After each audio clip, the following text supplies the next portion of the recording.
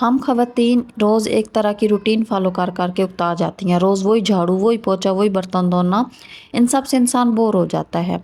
और फिर भी हम डेली बेसिस पे वो काम कर रही होती हैं, या हम औरतों की हिम्मत है कि हम डेली बेसिस पे बिलाना का घर का काम अंजाम दे रही होती हैं। हर मज़दूर की भी जॉब की एक दिन छुट्टी होती है, लेकिन औरतें एक ऐसा मज़दूर है जिनकी कोई छुट्टी नहीं होती, उनको डेली बेसिस पे अपने घर के काम करने होते हैं। आज के व्लॉग में मैं डेली रूटीन के साथ-साथ बताऊँगी कि औरतें अपनी सुस्ती और लेज़ीनेस को किस तरह ख़त्म कर सकती हैं, किस तरह कम कर सकती हैं, किस तरह एक इंसान अपने अंदर एनर्जी और मोटिवेशन ला सकता है। तो आइए सबसे पहले हम इस बात को करते हैं कि किसी भी किस्म का काम करने के लिए आपका माइंड सेट होना ज़रूरी है। जब आपका माइंड सेट होगा तब आप उस काम को कर सकती हैं। कभी भी अगर हम उस काम को माइंड सेट ना करके करेंगे तो हमारा काम अच्छे तरीके से नहीं होगा। चाहे ज़िंदगी का काम हो, घर की सफाई-सुथराई हो, जो कोई भी किसी किस्म का भी काम हो। जब हम अपना माइंड सेट नहीं करेंगे तो वो काम हमें बोझ लगने लगेगा। तो उस काम को करने में मज़ा भी नहीं आएगा।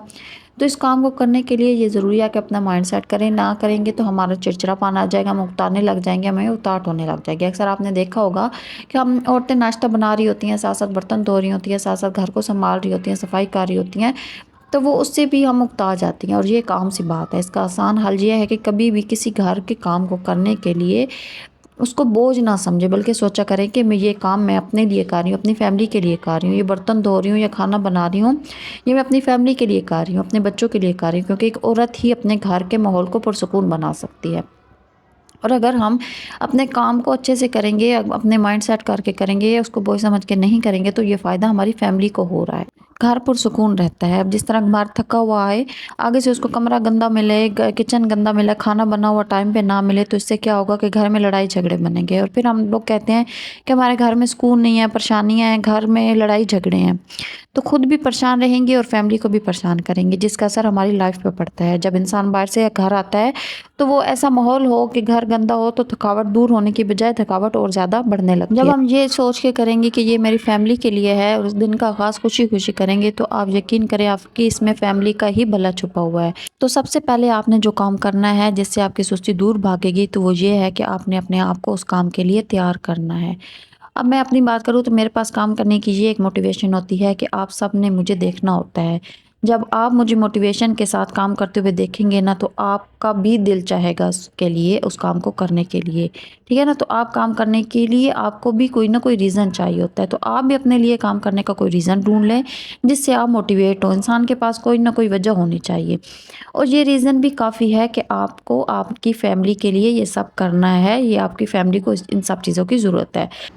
दूसरी बात, जो काम आपको शादी से पहले पसंद थे, या जो चीज़ें भी आपको पसंद थी, जिस तरह कोई भी हॉबी होती है, जैसे किताबें पढ़ना, कुकिंग करना, घर का काम करना, कोई भी चीज़ जो आपको एक पसंद थी, जो आप शादी से पहले करती थी, तो उस काम को करना रोके नहीं, बल्कि शादी के बाद भी वो करते रहना चाहिए, उसको छोड़ना नहीं चाहिए। जितना टाइम भी मिले, 10 मिनट मिले, 15 मिनट मिले, आधा घंटा मिले, तो वो आप अपना शौक पूरा करें। ठीक है? अपने आप को रिलैक्स करने के लिए अपनी वो हॉबी छोड़ें नहीं। इससे आपका माइंड भी फ्रेश रहेगा और आप उस काम को करने में आपको खुशी भी होगी। अच्छा, मुझे कुछ काम मुश्किल लगते हैं, जैसे आप कपड़े समेटना, जो काम आपको मुश्किल लगता हो ना, तो वो पहले करना चाहिए। उसको आज उस काम को कल पर ना छोड़ें, क्योंकि जब आप काम कल पर छोड़ेंगी तो वो काम ऐसा ही पड़ा रहेगा, वो होगा नहीं। आप टाइम मैनेजमेंट सीखें कि आपने देखना है कि जो फालतू टाइम है उसको मैंने कैसे मैनेज करना है, किस तरह यूटिलाइज़ करना है। इस टाइम को कहाँ मैंने यूज़ करना है। इस टाइम को आप रिलैक्स होने के लिए भी यूज़ कर सकते हैं।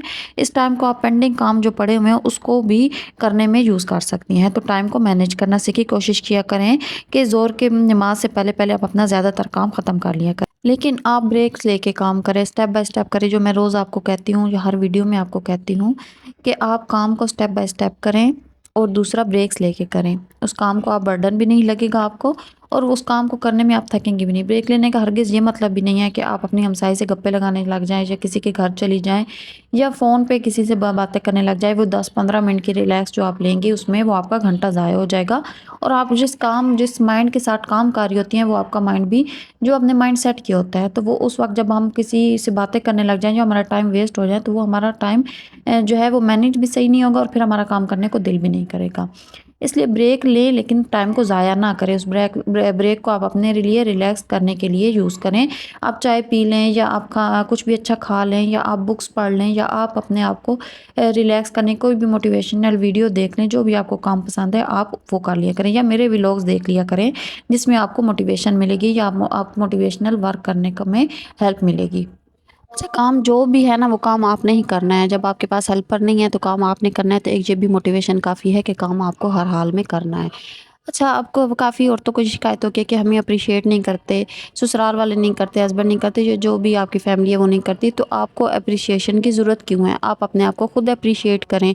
आप किसी पे डिपेंड ही ना हो, ठीक है? अपने आप को खुद शाबाशी दें। आप अपने आप को शाबाशी देती रहेंगी, आपको काम करने में मज़ा आएगा, आपको खुशी महसूस होगी।